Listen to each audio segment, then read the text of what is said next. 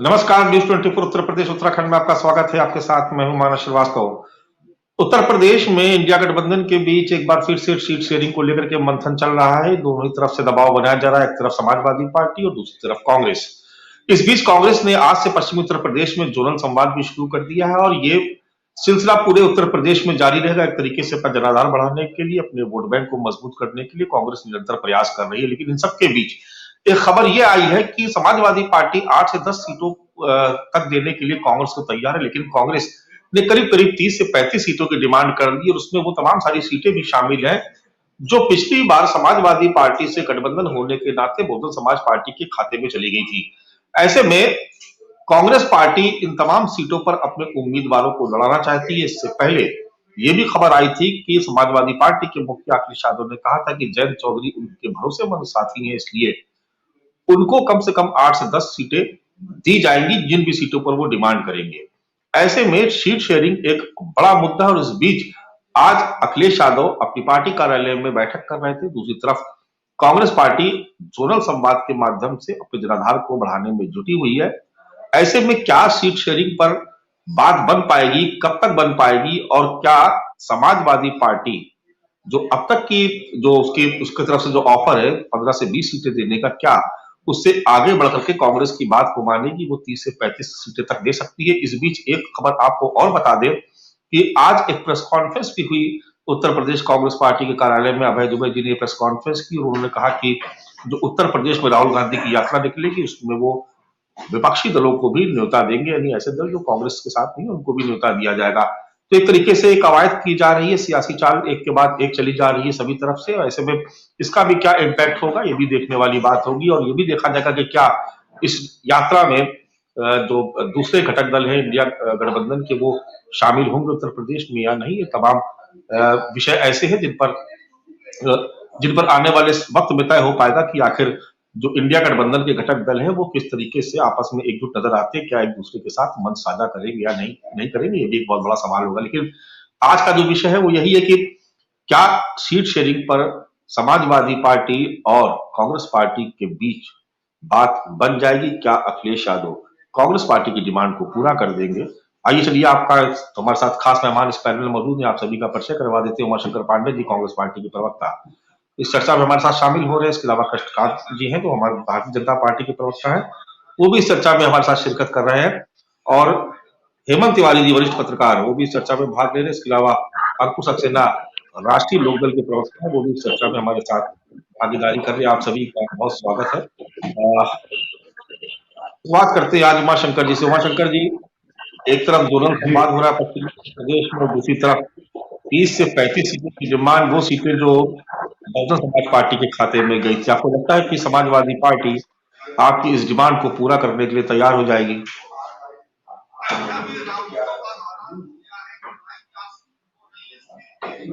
देखिए मानस जी, पहली बात तो जोनल संवाद हमारे नए राष्ट्रीय महासचिव प्रभारी आदरणीय अविनाश पांडे जी और हमारे प्रदेश अध्यक्ष अजय राय जी के नेतृत्व में आज मेरठ से शुरू हुआ है। उत्तर प्रदेश में ये संवाद आगे चलेगा, मथुरा में भी है, ये अवध में यानी कि लखनऊ में भी होगा, पूर्वांचल में भी होगा और इसके माध्यम से हम अपने कांग्रेस पार्टी के तमाम जो हमारे कार्यकर्ता हैं, जो पदाधिकारी हैं, उनको राहुल गांधी जी की जो भारत जोड़ो न्याय यात्रा है उसके समर्थन में उत्तर प्रदेश में जो हमारी जिला मुख्यालयों पर और ब्लॉक स्तर पर जो हमारी मशाल यात्रा होने वाली है, जो हमारी चौपालें सजने वाली हैं, उसके लिए ये संवाद कार्यक्रम आयोजित किया जा रहा है। दूसरी बात, आपने सीट शेयरिंग की।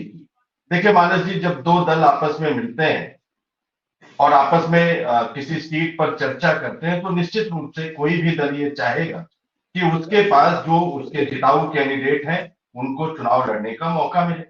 समाजवादी पार्टी भी यही चाह रही है, कांग्रेस भी यही चाह रही है और आरएलडी भी यही चाह रही है। इसमें कहीं से कोई बुराई नहीं है। हमारे सीट शेयरिंग पर, हमारे गठबंधन पर बड़ी चर्चाएं होती है मानस जी, लेकिन भारतीय जनता पार्टी ने जो 38 दलों का एक कुनबा तैयार किया है, एनडीए, नेशनल ड्रामा एसोसिएशन, उस पर चर्चा करने से तमाम हमारे मीडिया के साथी अक्सर बचते हैं। वो ये नहीं कहते हैं कि आखिर बिहार में चिराग पासवान और चाचा के बीच जो लड़ाई है वो कहाँ आकर थमेगी। उत्तर प्रदेश में अनुप्रिया पटेल और कृष्णा पटेल, पल्लवी पटेल की जो लड़ाई में अपना दल दो खंडों में बंट गया, उसकी जिम्मेदारी किसकी है? ओम प्रकाश राजभर आज भी भारतीय जनता पार्टी के शीर्ष नेतृत्व से त्राहिमाम करते हुए मंत्रिमंडल में जगह मांग रहे हैं। उस पर चर्चा क्यों नहीं हो रही है?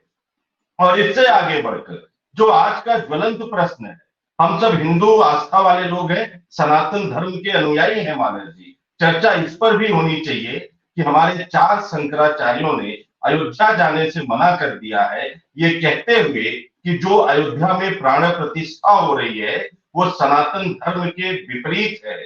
और निश्चलानंद जी ने क्या कहा? उन्होंने कहा मोदी जी मूर्ति छुएंगे और हम ताली बजाएंगे। अभी मुक्तेश्वरानंद जी ने क्या कहा कि अपूर्ण मंदिर का प्राण प्रतिष्ठा ये सनातन धर्म के खिलाफ है। अगर इस तरीके की चर्चाएं हो रही है तो मुझे इस पर, मैं कहता हूं, इस पर चर्चा होनी चाहिए।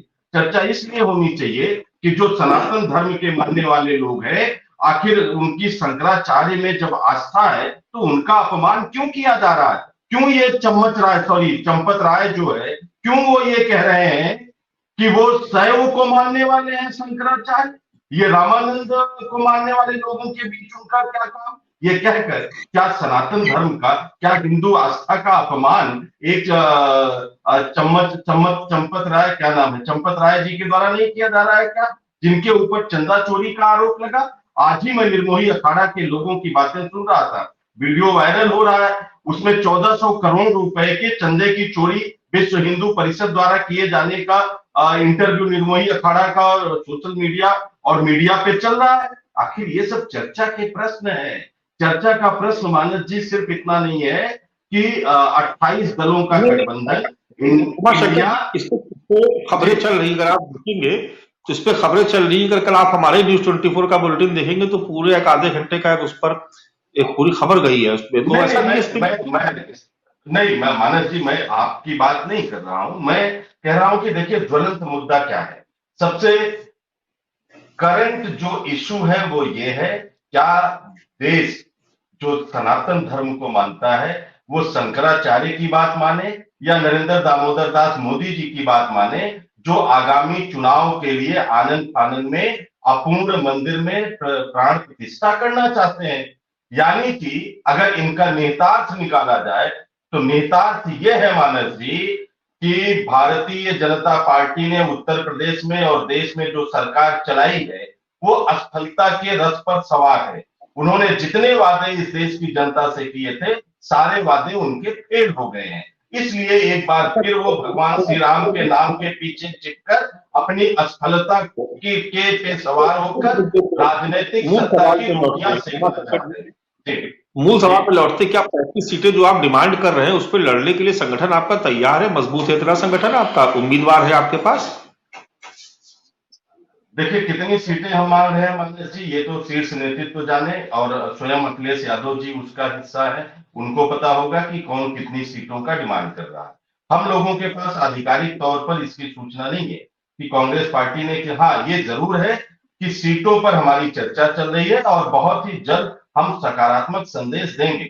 जहां तक रही बात कि क्या हमारा संगठन तैयार है, बिल्कुल कांग्रेस पार्टी का संगठन सिर्फ उत्तर प्रदेश ही नहीं पूरे देश में तैयार है। सभी लोकसभा सीटों पर हमारे पर्यवेक्षक नियुक्त कर दिए गए हैं, हमारे कोऑर्डिनेटर नियुक्त कर दिए गए हैं। और 2009 के चुनाव को अगर आप देखेंगे मानस जी, तब भी हमारे गठबंधन की बातें चल रही थी और हम लड़े थे और जीते थे।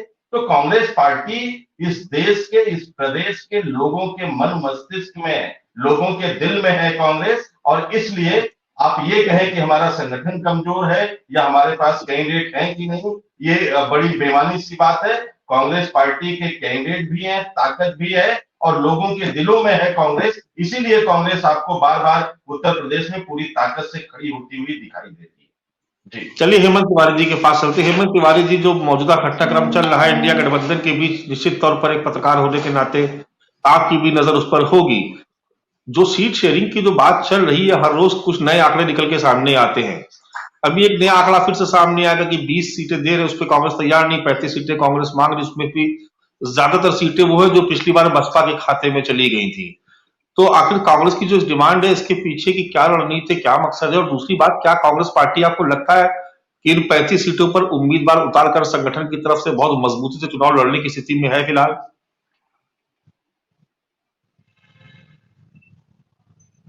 हेमंत भाई, अनम्यूट करिए उसको, डिवाइस अपनी, डिवाइस को अनम्यूट कर दीजिए।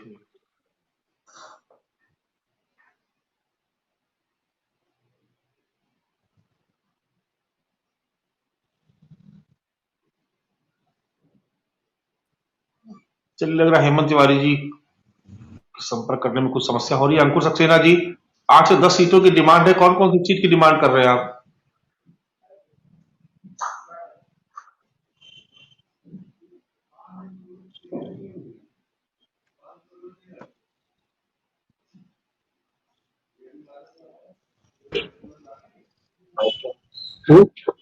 अंकुर सक्सेना जी, सुन पा रहे हैं आप? जी, हेमंत जी आप बताइए, हेमंत जी आप बोलिए। कर दिया आपने? नहीं नहीं हेमंत भाई, आवाज आ रही है। आवाज आ रही है? आ रही है ना? जी आ रही है। हाँ। आपने पूछा कैंडिडेट तो कांग्रेस 80 पे 80 उतार सकते है, इसमें क्या समस्या? कैंडिडेट उतारने की बात नहीं, बात यह है कि लड़ाई किसकी और कहां और कैसे होने जा रही है, बड़ा महत्वपूर्ण है। मुझे बड़ा अच्छा लगता है कि कांग्रेस के वर्कर्स में, उनके नेताओं में, प्रवक्ताओं में थोड़ा सा जोश है। जोश जरूरी होता है, जोश का भाव रहा है लंबे समय से। तो कांग्रेस नेतृत्व को खुद सोचना पड़ेगा कितनी सीटें तो वाकई बढ़िया लड़ सकते हैं, जीत सकते हैं। जहां तक सीट शेयरिंग की बात है, देखिए सीट शेयरिंग तो एक समस्या है। हालांकि मैंने एक पिछली चर्चा में आपसे जिक्र किया था कि एक मोटा मोटा फार्मूला बन गया है, और क्योंकि बाकी चीजें जो बाजार में है वो बहुत ऑथेंटिक नहीं कही जा सकती, इसलिए उस पर हम लोग लड़ते रहे, तर्क देते रहे, बहुत ज्यादा मतलब नहीं होता है।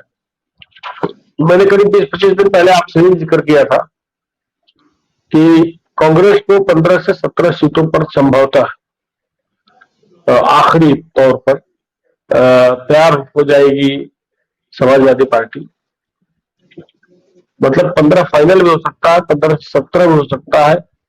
1-2 सीटें ऐसी भी हो सकती है जैसे चंद्रशेखर रावत अगर नगीना चुनाव लड़ते हैं तो हाथ के पंजे चुनाव निशान में इलेक्शन लड़े, तो ये बात तो बन जाएगी। लेकिन कांग्रेस अगर सोचती है कि 20 से 25 कैंडिडेट लड़ाएगी, तो मुझे नहीं लगता है कि अखिलेश यादव इस स्थिति में है कि इतनी सीटें उनको दे सके। नंबर 2 बात। तीसरी बात सबसे ज्यादा महत्वपूर्ण है कि सीट शेयरिंग जो भी वातावरण क्या है, परिस्थितियां क्या बन रही है, इलेक्शन में परमुटेशन कॉम्बिनेशन बड़ी महत्वपूर्ण चीज होती है, उसकी क्या स्थिति है, वो ज्यादा अहम है। और मैं आपसे बार बार कहता हूं, इंडिया गठबंधन के वजूद में आने के बाद से जितनी बार चर्चा आपसे मानस जी हुई होगी, वैसे भी मेरा अपना स्वतंत्र विचार है कि अगर भारतीय जनता पार्टी निस्संदेह जो पिछले 10 वर्षों से उत्तर प्रदेश में एक बड़ी पॉलिटिकल फोर्स बनी है, पूरे देश में बनी है, उसका मुकाबला करना है अपोजिशन को, यानी इंडिया गठबंधन को, तो उनको फिर मायावती को हर सूरत में साथ लेना। उत्तर प्रदेश जैसे राज्य में मायावती को लिए बिना और एक के सामने एक इस समीकरण वाली फाइट की स्थिति बनाए बिना अपोजिशन भारतीय जनता पार्टी को गंभीर चुनौती नहीं दे सकता है, वरना परिणाम वैसे ही होंगे जो हमने अतीत में देखे। मायावती जरूरी है, बल्कि कहीं एक तो नारानुमा जुमला हो गया कि इंडिया गठबंधन के लिए मायावती जरूरी है, चाहे जो मजबूरी हो। मायावती के बगैर आप नहीं लड़ सकते, स्थितियां बड़ी अलग है। भारतीय जनता पार्टी बहुत शक्तिशाली हो चुकी है और भारतीय जनता पार्टी आप लोगों से। हेमंत भाई, एक सवाल है मेरा कि जो सीटें कांग्रेस मांग रही है, उसमें से ज्यादातर सीटें पिछली बार सपा ने बसपा को दी थी।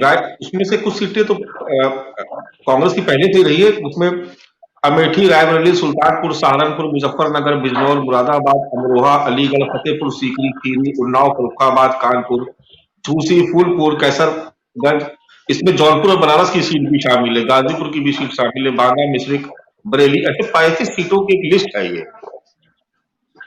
इसमें से अगर अब आप आंकड़े अगर देखें तो 2009 को छोड़ देकर 21 सीटें जीती 69 में से, जब 69 लड़ी थी। उसके बाद की स्थिति बड़ी खराब रही।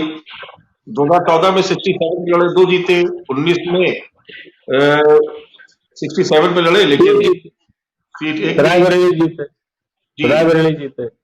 तो अखिलेश यादव को किस पे लड़ेंगे? मैं आपसे वही तो बात कर रहा हूँ। 35 में 70 की लिस्ट को अगर बाजार में फैला दे तो 70 सीट दे देंगे अखिलेश यादव, 35 सीट दे देंगे अखिलेश यादव। मैंने आपसे जो कहा 15 सीटें एक अंतिम और अनंतिम है जो कांग्रेस को मिल सकती है इस गठबंधन। और दूसरी बात, मेरी बात जो चल रही उसको पूरा कर दूं कि चूंकि यह लगभग सुनिश्चित है कि मायावती किसी गठबंधन में नहीं जाएगी, जैसा कि वो लगातार बोलती रही है। मायावती किसी गठबंधन, मायावती एक थर्ड फ्रंट बनाएगी और वो थर्ड फ्रंट जो होगा उसमें उनके साथ AIMIM जैसी पार्टियां होगी जिसकी उनको जरूरत है। और अगर ऐसी परिस्थिति बनती है तो आप कल्पना कर सकते हैं उत्तर प्रदेश में 2024 में क्या होने वाला है। अगर ऐसी परिस्थिति बनती है तो आप याद करिए कि आजमगढ़ लोकसभा का उपचुनाव जो अखिलेश यादव की सीट छोड़ने का था, वहां क्या सूरत बनी। तो मेरा ये कहना है कि सीट शेयरिंग तो चलिए कर लीजिए, बांट लीजिए, उनको 20 दे दीजिए, 25 दे दीजिए, लेकिन उसके बाद क्या होने वाला है? अभी आपने 2022 के असेंबली इलेक्शन को आपने माइन्यूटली लिया, बहुत माइन्यूटली देखा है। हमारी चर्चा होती रहती थी मदद। और बाकी लोगों को, सारे दर्शकों को बता दूं कि 2022 के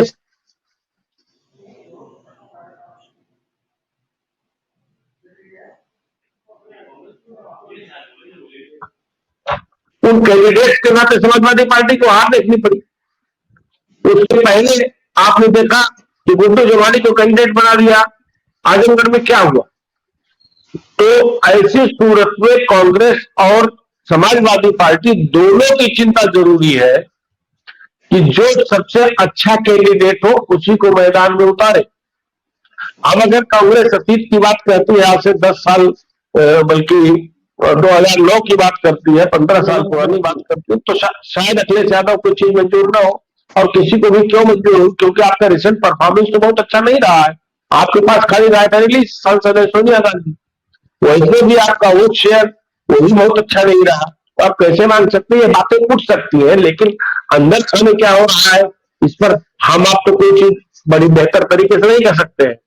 लेकिन पेच है, सीट शेयरिंग रेट पेच है, कांग्रेस को भी आपसी सहमत से ही आगे बढ़ना चाहिए, वरना अभी तो स्थिति खराब ना होती ये कर ही रही है, आगे और स्थिति खराब ना हो जाए। और मैं फिर बता दूं, किसी को खराब लग सकता है, लेकिन आज की पृथ्वी में जो परिदृश्य उत्पन्न हो रहा, अभी उमा शंकर जी को सुन रहा था कि कोई अपोजिशन कुछ कहे, शंकराचार्य का विवाद हो जाए, लेकिन एक वातावरण बड़े अलग किस्म का भारतीय जनता पार्टी मंदिर के जरिए क्रिएट कर रही है और वो धीरे धीरे दिखाई पड़ने लगा है। दिखने के बाद क्या असर होगा, पार्लियामेंट्री इलेक्शन तक क्या असर होगा, ये बहुत बड़ी बात होगी देखने वाली। बेशक एक माहौल तो बन रहा है जिसका एक पॉलिटिकल बेनिफिट उठाने के अवसर है, आसार जी।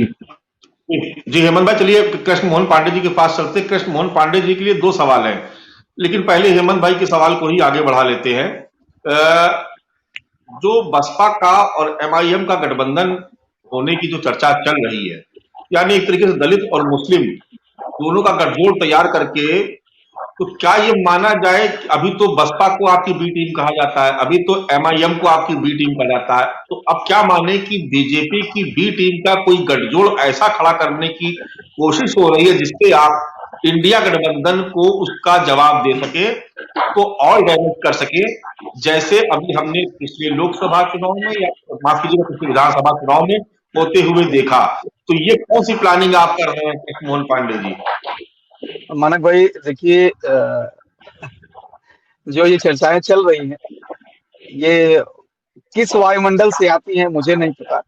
एक बात स्पष्ट है, मायावती जी एक तेज नेता है, प्रदेश की 3 बार 4 बार मुख्यमंत्री रही है और वो दलितों के नो डाउट बड़ी नेता है और उनका अपना दल है। वो किस दल से कैसे समझौता करेंगी ये उनका व्यक्तिगत पार्टी का विषय है। भारतीय जनता पार्टी उस पर कोई भी हस्तक्षेप नहीं कर सकती है। दूसरा, एमआईएम से गठबंधन करती है या कांग्रेस से गठबंधन करती है या समाजवादी पार्टी से गठबंधन करती है, जैसे कि उन्होंने 2019 में किया था, उसमें भी भारतीय जनता पार्टी का कोई हस्तक्षेप नहीं है, ना कोई ऐसी व्यवस्था। देखिए केश मोहन पांडे जी जनता के बीच में इस बात को देखिए केश मोहन पांडे जी इस बात को तो कोई भी मान लेगा कि बीते विधानसभा चुनाव में बसपा के कैंडिडेट्स ने समाजवादी पार्टी को प्रदेश में इतना नुकसान पहुंचाया कि सत्ता तक पहुंचते पहुंचते फिर वो बैठ कर गए, और जहां पर उम्मीद नहीं थी वहां पर ऐसे वोट समाजवादी पार्टी के कि आप कैंडिडेट वहां पर 2 लोगों के टकराव में जीतता चला गया। तो जब बसपा खाली विधानसभा चुनाव में अकेले दम पर बीजेपी को इतना बड़ा फायदा दे सकती है, तो एमआईएम अगर साथ में आ गई तब तो और भी ज्यादा आपके लिए तो फायदेमंद स्थिति पैदा हो जाएगी। देखिए मानस भाई, भारतीय जनता पार्टी जनता के बीच में काम करती है, लोकतांत्रिक मूल्यों पर विश्वास रखती है, हम संविधान में विश्वास रखते हैं और समाज के अंतिम पायदान पर खड़े व्यक्ति के लिए एक लंबे कालखंड से जो कि दमित रहे, शोषित रहे, वंचित रहे, उनके लिए भारतीय जनता पार्टी कार्य करती आ रही है। और पिछले 10 वर्षों के कार्यकाल के कालखंड में आपने देखा होगा जितनी योजनाएं हैं वो सारी की सारी योजनाएं समाज के अंतिम पायदान पर खड़े व्यक्ति के लिए और एक नागरिक के तौर पर इस देश के लोगों के लिए हमने देने का प्रयास किया। उसमें हिंदू, मुसलमान, उसमें दलित, अगड़ा पिछड़ा कहीं नहीं किया। अब किसी को ऐसा लगता है कि हम मायावती जी दलितों के साथ और मुसलमानों के साथ एक गठजोड़ बनाकर और भारतीय जनता पार्टी को लाभ दिला सकती है, तो उनका व्यक्तिगत विषय हो सकता है, परंतु भारतीय जनता पार्टी इस देश के नागरिक को नागरिक मानती है। हम संवैधानिक मूल्यों की पे चर्चा करते हैं और समाज के लिए कार्य करते हैं, नागरिक व्यवस्थाओं के लिए कार्य करते हैं, और उसमें यदि किसी को लाभ मिलता है तो भारतीय जनता पार्टी के साथ खड़ा हो जाता है। रही बात गठजोड़ की, तो मानस भाई आपने देखा दलितों की सबसे बड़ी नेता जो तथाकथित मायावती जी 2019 में और पिछड़ों के सबसे बड़े नेता तथाकथित अखिलेश जी एक साथ ये गिनाते थे कि सपा और बसपा जब मिल गई है तो गाजीपुर से लेकर गाजियाबाद तक एक सीट नहीं मिलेगी भारतीय जनता पार्टी को, परंतु हुआ क्या, उसकी ठीक उलट गाजीपुर से लेकर गाजियाबाद तक सर्वाधिक सीटें भारतीय जनता पार्टी जीती। क्योंकि देखिए अब दलित गठजोड़, मुस्लिम गठजोड़, अगला गठजोड़, पिछड़ा गठजोड़, इससे जनता, देश की जनता ऊब चुकी है और बहुत आगे निकल चुकी है 2014 में ही। क्योंकि इस देश ने इस अगड़ा पिछड़ा दलित मुस्लिम का जो नुकसान झेला है उसको आज की युवा पीढ़ी, आज के नागरिक समझ रहे हैं और उस समझने का प्रतिफल ये है कि भारतीय जनता पार्टी के साथ खड़े हो गए। हम 14 जीते, 17 जीते, 19 जीते, 22 जीते, उसके पीछे बस एक कारण है कि भारतीय जनता पार्टी इस देश में नागरिक के तौर पर एक एक व्यक्ति को देखती है और नागरिक जो उनके संवैधानिक, उनके राजनीतिक, जो उनके आर्थिक अधिकार है, जो सामाजिक अधिकार है, उसको देने के लिए कृत संकल्पित रहते हैं। और देश के यशस्वी प्रधानमंत्री नरेंद्र मोदी जी समाज के अंतिम पायदान पर खड़े व्यक्ति के साथ साथ कैसे इस देश का उत्थान हो और वो उत्थान एक व्यवस्था के अनुरूप कैसे दुनिया के मानक पर भारत को लाके खड़ा कर सके, जिससे कि अधिक से अधिक इन्वेस्टमेंट आ सके, तेजी से विकास हो सके। और उसका प्रभाव आपने देखा एक छोटे से घटना में, लक्षद्वीप जैसी छोटी सी घटना में पूरा देश यशस्वी प्रधानमंत्री जी के साथ खड़ा हो गया। उसका ये प्रमाण है कि आज देश को विकास चाहिए, देश को सुविधाएं चाहिए और नागरिक अधिकार चाहिए, न कि अगर आप पिछड़ा दलित मुस्लिम। पांडे जी एक दूसरा सवाल था कि आज जो बैठक हो रही है लोकसभा चुनाव की तैयारियों को लेकर के, उसमें मुख्यमंत्री के अलावा आपके डिप्टी सीएम भी हैं, कुछ मंत्री भी हैं और आपके तमाम दूसरे बड़े नेता भी आए हुए हैं दिल्ली से, तो क्या किस तरह की रणनीति तैयार हो रही है वहां पर? क्या एजेंडा? मानस भाई, आप भारतीय जनता पार्टी को लंबे दिनों से और आपकी पत्रकारिता को तो मैंने लंबे कालखंड से देखा है। आप जानते हैं भारतीय जनता पार्टी जो होती है संवाद, सहभागिता और संयोजन, इन 3 चीजों पर चलती है। हम अपने कार्यकर्ताओं से संवाद करते हैं, अपने पदाधिकारियों से संवाद करते हैं और सहभागिता जिसकी जो व्यवस्था है उसके अनुरूप हम उसकी सहभागिता करते हैं और संयोजन समाज को जोड़ने का काम करते हैं। भारतीय जनता पार्टी इन तीन व्यवस्थाओं पर चलती है। तो आज एक संवाद की स्थिति उत्पन्न हुई है 2024 के बैठक को लेकर। ये संवाद कि समाज के अधिक से अधिक लोगों तक पहुंचा जाए और हम अपना रिपोर्ट कार्ड, मानस भाई, हम अब विकसित भारत संकल्प यात्रा के तहत हम अपना रिपोर्ट कार्ड जनता के बीच में लेके जा रहे हैं। और वो रिपोर्ट कार्ड यदि कोई उससे छूता रह गया है तो आइए देश का सरकारी व्यवस्था, सरकार आपके द्वार, इस परिकल्पना के साथ हम पहुंच रहे हैं। यदि कोई समस्या रह गई हो, यदि कोई व्यवस्था रह गई हो, तो आइए सरकार आपके द्वार आई है, आप अपने उन संकल्पित व्यवस्थाओं को पूर्ण कीजिए। हम विकास यात्रा को लेके चल रहे हैं। नहीं, मेरा सवाल इसलिए भी था क्योंकि आपने आज का जो एजेंडा है आपकी बैठक का वो मिशन 80 का है, तो इस 80 में से कितनी सीटें बीजेपी लड़ेगी, कितने सहयोगी दल लड़ेंगे, क्या इस पर भी कोई मंथन हो रहा है?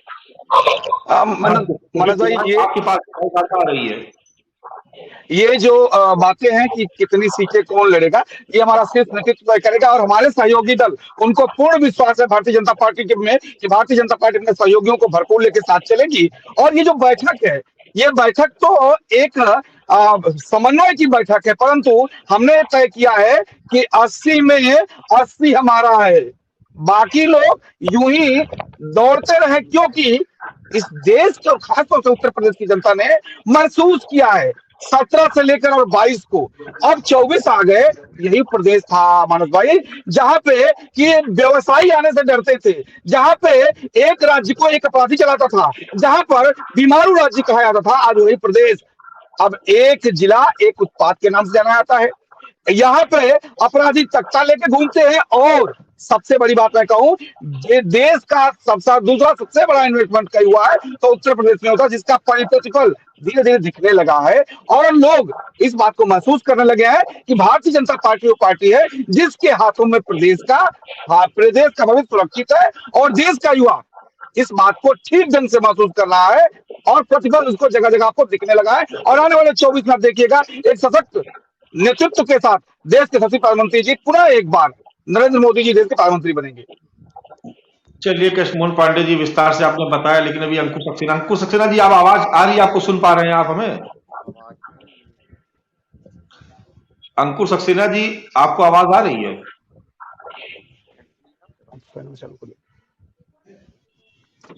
अंकुर सक्सेना जी लग रहा सुन नहीं पा रहे हैं हमको। एक बार अंकुर जी, आप सुन पा रहे हैं? चलिए अंकुर सक्सेना, लेकिन चलिए उमाशंकर पांडे जी के पास फिर से चलते हैं एक बार। उमाशंकर पांडे जी, देखिए, ये एक बहुत बड़ा सवाल है जिसको बार बार मैं कहने की कोशिश करता हूं, लेकिन जाहिर सी बात है आप नहीं मानेंगे। 55 सदस्यीय रणनीति कमेटी एक गठित हो चुकी है लोकसभा चुनाव को लेकर। 80 की 80 सीटों को जीतने के लिए एक मिशन तय हो चुका है। क्या रणनीति होगी उस पर भी काम चल रहा है। पूरे प्रदेश में आप देखेंगे कि सबसे ज्यादा कार्यक्रम भारतीय जनता पार्टी के चल रहे हैं। सीट शेयरिंग उनके लिए कोई मुद्दा नहीं है एनडीए में, जो तय कर दिया वो बाकी सहयोगी दल मान लेंगे, बाकी कुछ भी बयान दे मीडिया में अलग विषय है, लेकिन ये बात आप भी जानते हैं। सवाल इस बात का उमाशंकर पांडे जी कि यहाँ आप लोग अभी तय नहीं कर पा रहे हैं कि किस सीट पे कितने लोग लड़ेंगे, आप मुकाबला कैसे करेंगे। बीजेपी प्रचार में बहुत आगे तक काम करती चली जा रही है, पिछले 3-4 महीने से लगातार हम लोग खुद कवर कर रहे हैं। तो उमाशंकर जी, आपको लगता नहीं कि अब वो वक्त आ गया है कि आपको पता होना चाहिए कि आप इन 12 सीटों पर लड़ेंगे और वहां पर प्रचार का काम शुरू हो जाना चाहिए कैंडिडेट्स उतार कर? मानस जी, देखिए, पहली बात तो ये जरूर चिंता का विषय है कि मीडिया के एक बड़े वर्ग को ये लगता है कि भारतीय जनता पार्टी प्रचार में हमसे आगे है, लेकिन उसको सहारनपुर से लखनऊ तक हमारे माननीय अध्यक्ष अजय राय जी की इस कड़ाके की ठंड में की गई पदयात्रा वो दिखाई नहीं देती है। मुझे आप बता दीजिए कि जमीन पर उतरकर किसानों के बीच, नौजवानों के बीच, व्यापारियों के बीच, मजदूरों के बीच, महिलाओं के बीच इतनी बड़ी पदयात्रा और इतना बड़ा संवाद क्या उत्तर प्रदेश में भारतीय जनता पार्टी ने अपने उत्पत्ति काल से लेके आज तक किया क्या?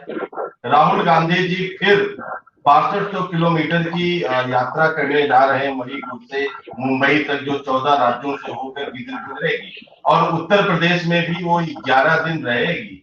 क्या इतना बड़ा प्रचार कार्यक्रम या इतना बड़ा जन संवाद कार्यक्रम भारतीय जनता पार्टी करना तो छोड़ दीजिए, कभी कल्पना भी नहीं कर सकते हैं कि जनता से रूबरू होने का इतना बड़ा कार्यक्रम। ये देखिए भोजन भजन चर्चा वाले लोग हैं, ये चर्चा करवाते हैं, पर्चा छपवाते हैं, अखबारों में छपवाते,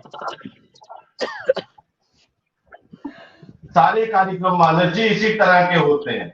खाने पीने का कार्यक्रम रखेंगे, लेटेंगे, चर्चा करेंगे, हेडलाइन बनवाएंगे, 4 लोगों को बिठा देंगे तो इनके लिए कहेंगे बड़ा प्रचार, और धरातल पर कहीं दिखाई नहीं देते। ये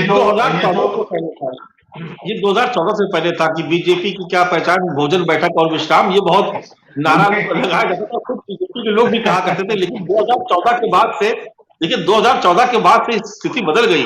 अब तो 365 दिन इनका वॉर करता है। कभी आप जाके देखिए 365 वॉर काम करता है इनका। मानस जी देखिए, ये पहले से भी था, यही था, और ये अपने कारण से नहीं जीतते हैं, ये विपक्ष की या कई बार लंबे समय तक सत्ता में रहने के बाद जब जनता कांग्रेस से थोड़ी नाराज होती है तो ये उसका फायदा उठाते हैं। और देखिए अभी हमारे साथी तमाम बातें कह रहे थे कि हम तो सबके लिए हैं, सबका विश्वास, एक नारा गढ़ दिया, लेकिन इस नारे के पीछे इनको पश्चिमी उत्तर प्रदेश के किसान नहीं दिखाई देते, जो 1.5 साल सड़कों पर बैठे रहे और 700 से ज्यादा लोग शहीद हो गए, और इन्होंने उनको क्या कहा कि ये खालिस्तानी है, पाकिस्तानी है, देश विरोधी है, तरह तरह के तंगों से उनको नवाज दिया।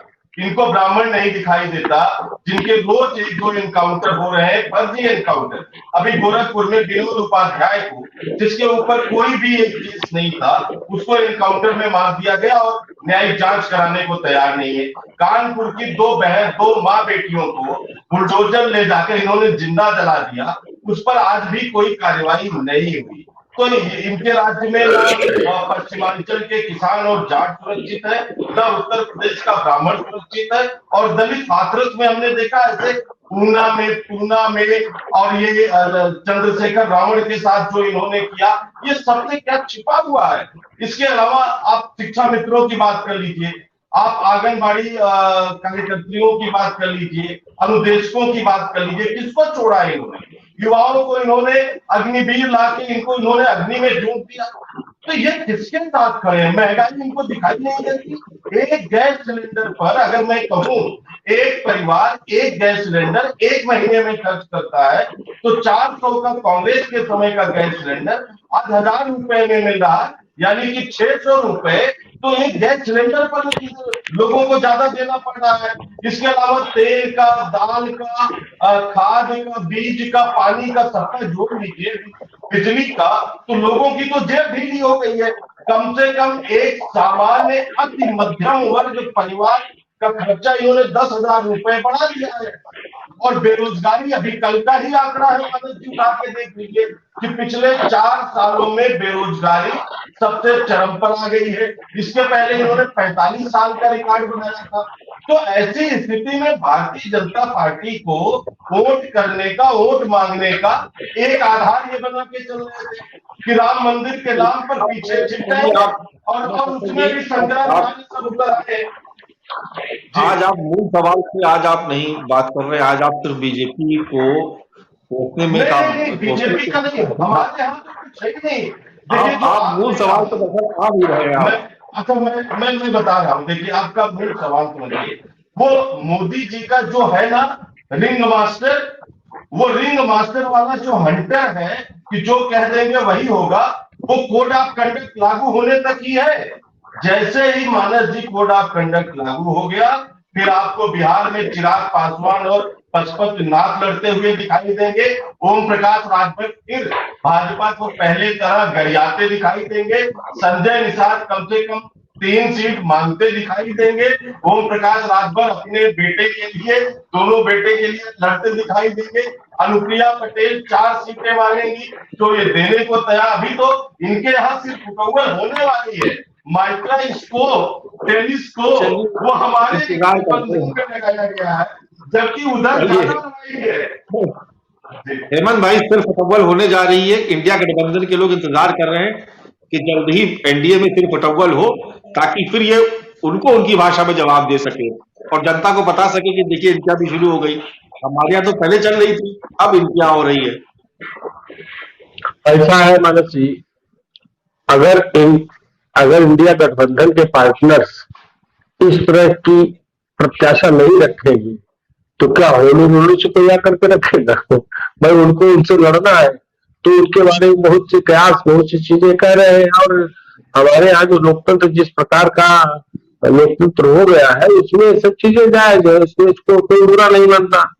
अब तो बुरा तो इस तक नहीं मानता कि दूसरों को गाली तक दे देते हैं, उसके बाद फिर उनसे नमस्ते दुआ सलाम हो जाती है। तो राजनीति में और खास तौर से इधर जो पिछले 2-3 दशक से बदले परिस्थितियों की राजनीति है उसमें एक सामान्य सी बात है कि कांग्रेस वाला या सपा वाला कहेगा कि क्या रार होनी है, क्या झगड़ा होना है, जबकि जो हम लोगों का अनुभव है रिसेंट पास्ट का उसके हिसाब से आपने एक लाइन कही थी मैं मानस, जो मैं बड़ा परफेक्ट मानता हूँ कि सीट शेयरिंग को लेकर भारतीय जनता पार्टी में यार उन्होंने इतना चीजों को विद इन पार्टी और विद इन अलायंस इतना डिसिप्लिन बना दिया है, या सारा चीजें इतनी डिसिप्लिन कर दी है कि वहां कोई बाहर आकर के बोलने वाला नहीं है।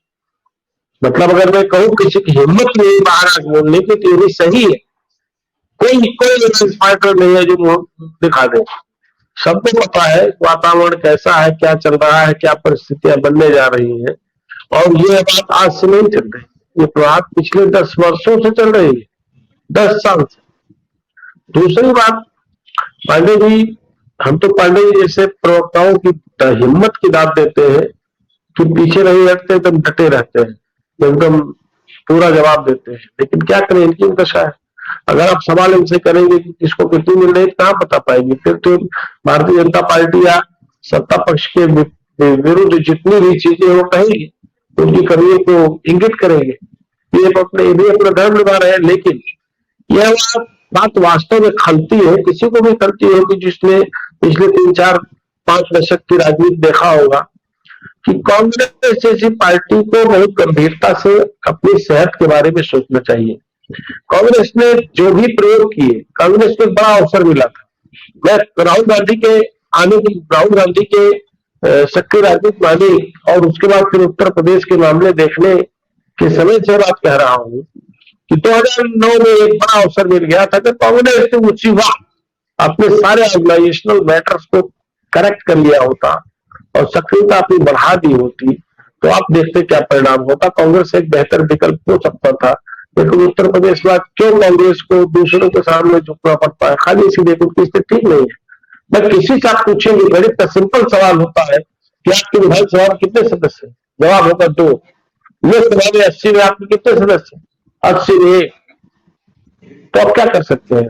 दूसरी बात मैं आपको बता दूं, जहां तक सिर्फ उटव्वल वाला प्रश्न आपने किया, इसमें कोई शक नहीं कि इंडिया गठबंधन यानी जो मुख्य विपक्षी दल है, मुझे लगता है उसी में थोड़ी सी सिर्फ उटव्वल की चीजें इधर उधर से आ रही है। और वहां गुंजाइश भी ज्यादा है क्योंकि वहां जो दावेदार है, सीटों के दावेदार है, वो थोड़ा अपद के दावेदार है, इनकी महत्वाकांक्षाएं हैं, होनी भी चाहिए। आप राजनीति करते हैं, आपकी फॉलोइंग रही है एक जमाने में, आज भी पैन इंडिया की फॉलोइंग है, तो आपको करना चाहिए और सपा को भी करना चाहिए क्योंकि उत्तर प्रदेश में टीम इंडिया का लीडर तो सपा है, समाजवादी पार्टी, अखिलेश यादव है, वो बड़े दल है, उनकी स्थिति आपसे बहुत बेहतर है। आप असेंबली में 2 जगह बैठते हो, वो 110 के आसपास जगह बैठते हैं, तो फर्क तो है, इस फर्क को समझना पड़ेगा। लेकिन मैंने जो बात कही कि अभी जिक्र हुआ कि भोजन बैठक और विश्राम, भोजन बैठक और विश्राम, भोजन बैठक और विश्राम एक जुमला था जो पूरे देश में चला था और भारतीय जनता पार्टी होता भी नहीं था, होता था। लेकिन भोजन बैठक और विश्राम के बाद भोजन बैठक और विश्राम फिर भी क्यों आ रहा है ऐसा परिणाम? वो तो परिणाम दे रहे हैं, लगातार दे रहे हैं। 2014 में प्रूव किया, 2019 2017 प्रूव किया, 19 में मोहर लगाई, रिपीट है, और 22 में फिर प्रूव कर दिया। अपोजिशन तो वही इल्जाम जो लगाता था वही लगाता आ रहा। ठीक है, सत्ता शासन जब चलता है तो उसमें बहुत सी विसंगतियां होती है, दिक्कतें होती है। मैं भी अगर मुझसे कोई कहे कि बहुत शानदार सरकार चल रही है तो मैं इसको नहीं मान सकता हूँ। बहुत दिक्कतें, बड़ी विसंगतियां है, बहुत चीजों को दुरुस्त किया जाना है और अपोजिशन की जिम्मेदारी है। अगर नहीं दुरुस्त है तो उसको इंगित करता रहे सदन से लेकर सड़क तक। दुर्भाग्य यही है कि सड़क पर जो होना चाहिए वो विपक्ष की ओर से कम दिखता है, औसतन बहुत कम दिखता है। और जी हेमंत भाई, ये अच्छी बात है। जी जी जी। तो मोटा मोटा यही है, आखिरी लाइन बताता हूँ मानस जी, कि अपोजिशन को अभी बहुत मेहनत करनी है, बहुत मेहनत करनी है। भारतीय जनता पार्टी से अगर पार पाना है, दूसरे फिर अपना वही राइडर जो पिछले कुछ महीने से मैं लगातार लगाता रहा हूँ, फिर लगा देता हूँ बात, बगैर तो बड़ी लड़ाई नहीं होगी अपोजिशन की भारतीय जनता पार्टी के खिलाफ, मुश्किल है। जी अंकुर सक्सेना जी, आप हमें सुन पा रहे हैं अभी भी? जी आ रही है आपकी आवाज। अंकुर सक्सेना जी, क्योंकि आपसे बहुत देर से बात नहीं हो पा रही थी, एक सवाल आपसे बहुत छोटा सा जवाब चाहूंगा मैं, ये कि कांग्रेस जी सर। 35 सीटें मांग रही है, सपा उसको 15 सीटें दे रही है। एक राष्ट्रीय दल है जिसका पूरे देश में जनाधार है, बीजेपी के खिलाफ वही लड़ सकती है। राष्ट्रीय लोक दल को 8-10 सीटें देने को भी तैयार है समाजवादी पार्टी। अब उसके तमाम सारी सीटें ऐसी हैं जो राष्ट्रीय लोक दल भी मांग रही है और जो कांग्रेस पार्टी भी मांग रही है। ऐसे में आपको लगता है कि समाजवादी पार्टी आप ही कुछ सीटें काट करके कांग्रेस को दे सकती है, और ऐसे में क्या आप तैयार हो जाएंगे? चलिए एक बार फिर संपर्क टूट गया। चलिए आखिरी सवाल कृष्ण मोहन पांडे जी से लेकर के चर्चा को खत्म करेंगे। कृष्ण मोहन पांडे जी, जो बात कह रहे थे उमा शंकर पांडे जी, आप बार बार बीच में उंगली उठाने को कुछ कहना चाह रहे थे। मैं चाहता हूं कि आप जल्दी से अपनी 1 मिनट में बात खत्म करिए ताकि मैं इस डिबेट को क्लोज कर दूं। मानस भाई, इन्होंने ढेर सारी बातें कही जो कांग्रेसी प्रवक्ता साथी और समाजवादी प्रवक्ता साथी टेप रिकॉर्ड की तरह बजाते रहते हैं। देश की जनता इस बात को सुनती है और मुस्कुरा के आगे बढ़ जाती है। इन्होंने एक बड़ी महत्वपूर्ण बात कही, गैस सिलेंडर 400 रुपए देते थे। इनको मैं याद दिलाना चाहूंगा, और ये ऑन रिकॉर्ड है मानस भाई, 2004 में ये सत्ता में आए थे। 2004 में जो गैस का रेट था वो 439 रुपए था, और बढ़ते बढ़ते 2013 में जब ये सत्ता में आए तो 927 रुपया ये गैस सिलेंडर का दाम, अंतिम सिलेंडर गैस सिलेंडर का रेट था। 2014 में जब सत्ता हस्तांतरित हुई तो अभी ये ऑन रिकॉर्ड है, ये कहने की कुछ आवश्यकता नहीं है, 927 रुपए गैस सिलेंडर का दाम भारतीय जनता पार्टी कांग्रेस पार्टी से ली, और हमने उसे बढ़ाकर 100। और ये भी देखिएगा इन्फ्लेशन रेट क्या रहा, इनका 200%, और हम 100 रुपया बढ़ाए, 1050 रुपया हुआ, और फिर उसको वापस करके हम 900 रुपए पे लेके चले आए। हम 27 रुपए इनसे कम किए तो हम बड़ी महंगाई बढ़ा दिए, और ये 427 से बढ़ा करके 927 तक ले गए, तो इन्होंने बहुत बड़ी क्रांति फैला दी साहब। इन्फ्लेशन रेट यदि जोड़े तो हमारा 17%, आपका 100%। देश की जनता याद करती है आपको। और हाँ, एक बौद्धिक वर्ग है जो निकालता है डाटा, रोज देखता है कि आपने देश को कहां छोड़ा था और भारतीय जनता पार्टी देश को कहां लेके खड़ी है। इस पर विचार होता है, और वही है पांडे जी, जनता फैसला करेगी। चलिए चर्चा को ही विराम देते हैं। कृष्ण मोहन पांडे जी, शुक्रिया आपका। आपका भी बहुत शुक्रिया। अमन भाई, आपका भी बहुत शुक्रिया चर्चा में शामिल हुए। तो बात कर रहे थे इंडिया गठबंधन में समाजवादी पार्टी और कांग्रेस के बीच सीट बंटवारे को लेकर चल रही रस्साकशी की। 15 सीटें तक देने को तैयार है अखिलेश यादव, लेकिन कांग्रेस पार्टी को तो 35 सीटें चाहिए, और 35 सीटें अगर कांग्रेस को जाएंगी तो 8 से 10 सीटें लेकर के राष्ट्रीय लोकदल भी सूची लेके खड़ा हुआ। तो ऐसे में सवाल ये कि समाजवादी पार्टी सारी सीटें अपने घटक दलों को दे देगी तो वो खुद कितने पे चुनाव लड़ पाएगी, क्योंकि उत्तर प्रदेश की बात करें तो बीजेपी के खिलाफ सबसे मजबूत समाजवादी पार्टी। चलिए चर्चा को ही विराम देते हैं। कल फिर किसी नए विषय के साथ आप सभी के सामने फिर से हाजिर होंगे। तब तक के लिए इजाजत दीजिए। नमस्कार।